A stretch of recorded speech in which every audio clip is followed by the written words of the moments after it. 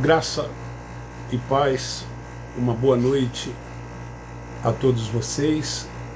Espero encontrá-los felizes, reinando em vida, descansando tão somente no Senhor, vivendo uma liberdade plena no Espírito, pois Ele é o Senhor. O véu já foi tirado de sobre o nosso rosto. A mente foi ativada, despertamos do sono em que encontrávamos, espiritualmente falando, dormindo, mas o Espírito Santo quis abrir os nossos olhos para que não continuássemos cegos, como muitos dos nossos irmãos ainda se acham cegos dentro das sinagogas, vivendo debaixo de opressão, com jugos e fardos sobre os seus ombros. Fardos e jugos estes colocados por aqueles que se dizem uma suposta autoridade espiritual sobre a vida dos nossos irmãos. Esses homens, nos dias de Jesus, eram chamados pelo Cristo Nazareno de hipócritas, de fariseus, porque diziam, mas não praticavam. E no capítulo 23 de São Mateus, Jesus começa censurando cada um deles. Jesus conhecia os seus corações, as suas intenções. Jesus sabia que, na verdade, as práticas não condiziam com as teorias, com aquilo que eles falavam. E então, Jesus aqui dizia sempre assim: ai de vós, escribas e fariseus. Queridos, no versículo 36 desse capítulo 23, Jesus encerra dizendo: em verdade vos digo que todas estas coisas hão de vir sobre esta geração. Não esta geração que nós estamos vivendo, mas sobre aquela geração. Partindo então desse pressuposto, eu quero dizer que dentro dessas sinagogas, esses líderes se comportam como os escribas e os fariseus dos dias do Cristo Nazareno. A volta de Cristo e a vinda dele é um discurso contundente dentro desses templos religiosos. Nós perguntamos: será que eles acreditam no arrebatamento coletivo? De que, na verdade, Jesus vai voltar uma outra vez? Então, nesses lugares, chamados por eles de igreja, eles pregam e ensinam acerca da segunda volta e da sua vinda.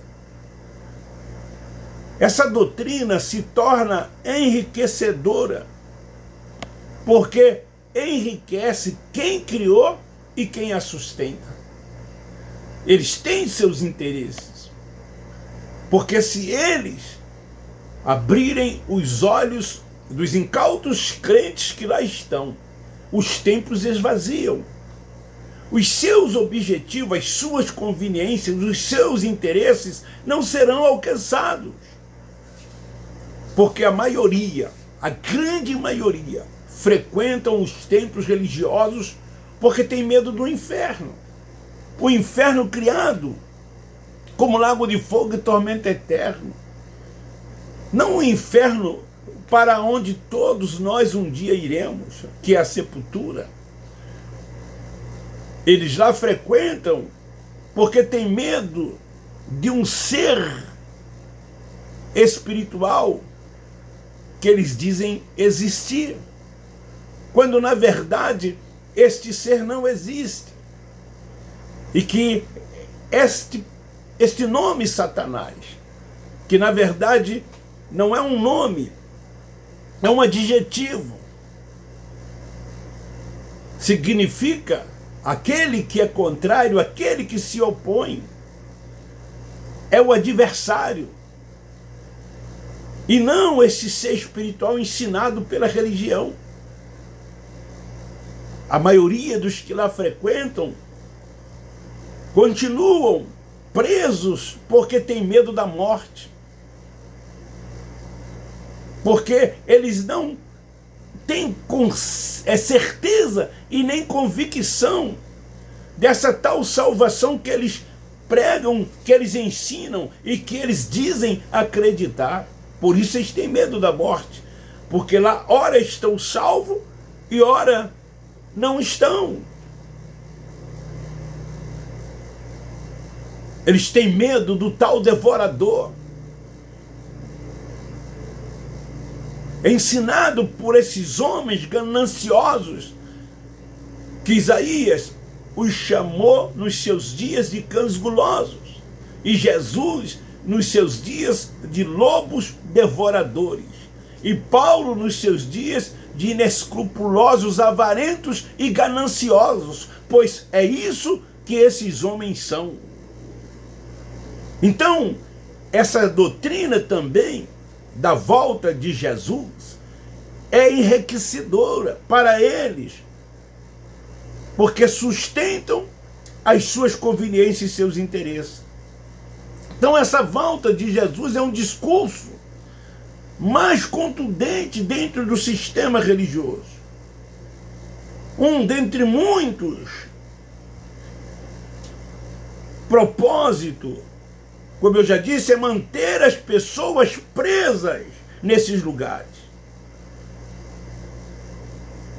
É como um comércio vazio. Os seus donos ficam aflitos, ficam desesperados, quando abrem as suas portas para comercializar e não entram fregueses.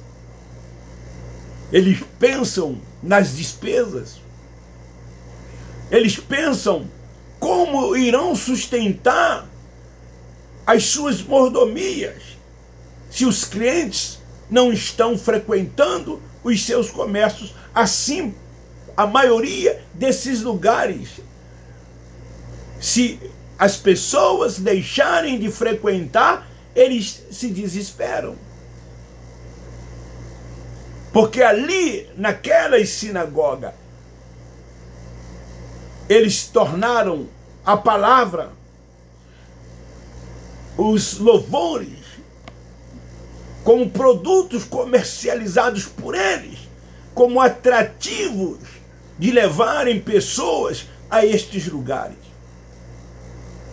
E cada vez que o tempo vai se passando, em que aquelas coisas que ali eles fazem vão se tornando normais e deixando de ser atrativos para os que lá frequentam, eles procuram inovar, eles procuram criarem novas metodologias para que esses lugares permanecem frequentados. Surgindo aí agora as tais igrejas pretas.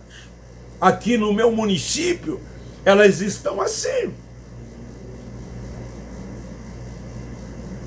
É um fato novo. Assim como muitos fatos já ficaram ultrapassados. E um dia esses também ficarão ultrapassados. Mas esses homens são criativos. Assim como as grandes indústrias, grandes empresas, têm os seus homens de marketing, os seus cabeças pensantes, esses homens também têm aqueles que trabalham para que esses lugares continuem cada vez mais frequentados. Mas eu louvo a Deus que o entendimento está vindo a milhares de pessoas e elas estão abandonando esses lugares. Estão deixando de se submeter a autoridades de supostos homens que dizem ter uma autoridade espiritual. E elas estão entendendo que, como filhos de Deus que são, têm que se submeter tão somente ao Espírito Santo. Então eu quero te afirmar que, biblicamente, isso já aconteceu, historicamente. Todas as palavras, as profecias já se cumpriram, já aconteceram, não há mais nada a se cumprir. Então essa volta para os que são da graça de Deus é fato consumado. Nós não acreditamos mais nessas coisas. Entendemos que a sua volta já se deu, que a sua vinda foi em juízo sobre Israel. E todas essas coisas já aconteceram, tal como disse o Cristo Nazareno. Na verdade, eu vos digo que não passará esta geração, aquela geração, pronome demonstrativo este, esta, sem que estas coisas aconteçam. Mas o sistema religioso está aí futuralizando. Aí eu pergunto, será que eles acreditam mesmo nessa volta de Cristo? Será que eles acreditam mesmo que haverá um arrebatamento coletivo? Capítulo 23, 24 de São Mateus, livro histórico. Jesus se dirige àquela geração e não a nenhuma outra geração que viria depois do ano 70. Tudo se encerrou ali. Últimos dias, fins dos tempos.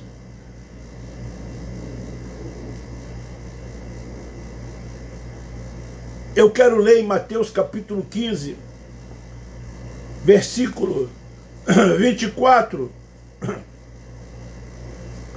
Olha o que diz. Eu não fui enviado senão as ovelhas perdidas da casa de Israel. Tudo foi para Israel. Ele veio cumprir a lei. Ele veio buscar e salvar os judeus. Os líderes religiosos, eles futuralizam a segunda vinda, a segunda volta de Jesus. Eles não entendem o que é volta e o que é a vinda. Vir nas nuvens. Eles dizem que ele voltará. E quando ele voltar, segundo o entendimento deles, a igreja será arrebatada de forma coletiva. A gente vê aí grandes nomes, eu não vou citar aqui, de homens de renomes, pregadores que estão na internet afirmar isto, fundamentando-se em Coríntios capítulo 15, em Tessalonicenses capítulo 4, de que Jesus vai voltar e os que morreram ressuscitarão e encontrarão ele nos ares e assim estará para sempre com ele. Na passagem de Mateus, o Cristo Nazareno não se dirigia aos gentios, como em todos aqueles livros históricos, que retrata a sua vida aqui.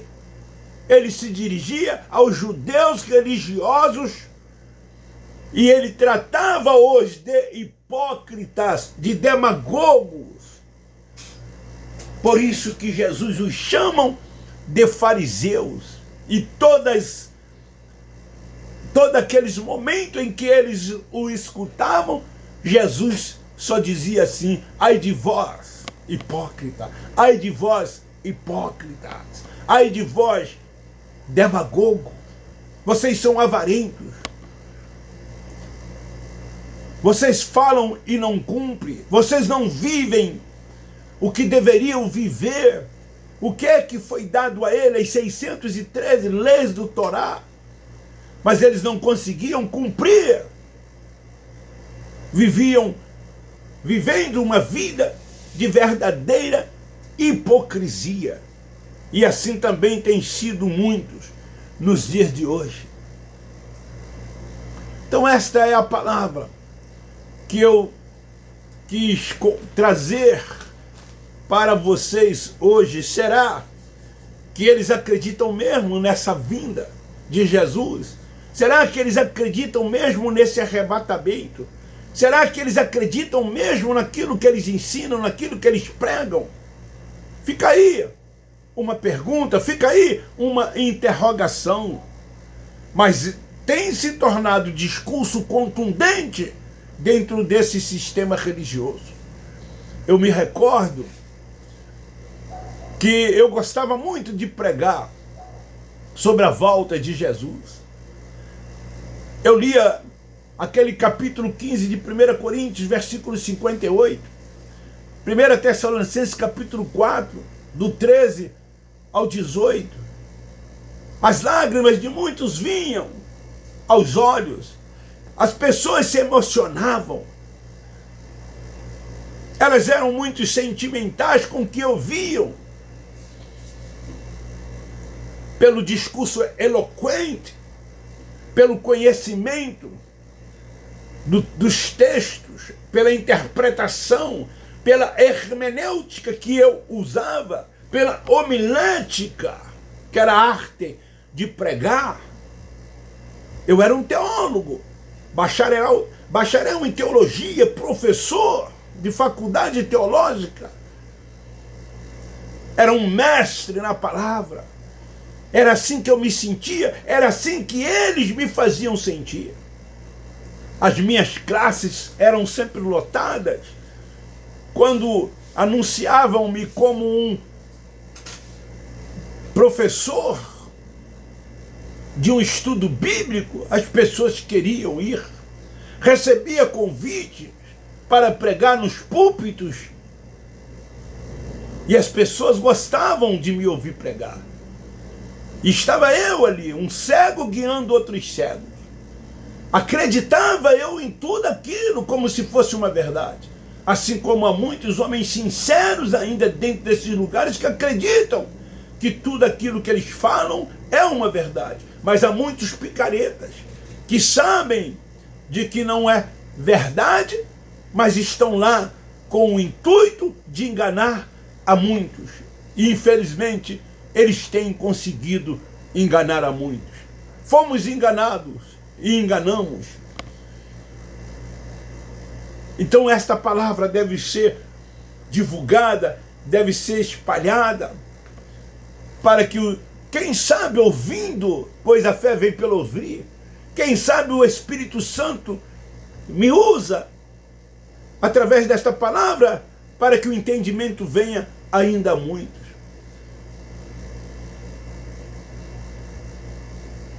O meu canal está se aproximando de 5.500 pessoas. É muito pouco diante de uma verdade dessa, diante de uma palavra dessa. A gente vê canais aí no YouTube pregando, enganando, falando mentira. Principalmente esses de orações, de revelações, de profecias. Como crescem, como as pessoas se inscrevem. Mas uma palavra dessa, que é a sã doutrina, que é a palavra que liberta, que edifica, que faz crescer cada vez mais no conhecimento de Deus, as pessoas não se inscrevem. Tem muitos que chegam aqui, se inscrevem, depois elas vão e tiram de novo a sua inscrição. É assim que as pessoas fazem. Mas tudo bem. Meu muito obrigado a você. Me ajuda a levar esta palavra para que muitos possam ouvir e se libertar. É tão bom reinar em vida, crescer no conhecimento de Deus. É tão bom viver de forma tranquila, sem consciência pesada, sem jugo sobre os ombros, sem fardos pesados. É tão bom descansar tão somente no Senhor. Forte abraço, beijo no coração, graça neles. Eu termino dizendo: nós, da graça de Deus, amamos todos vocês.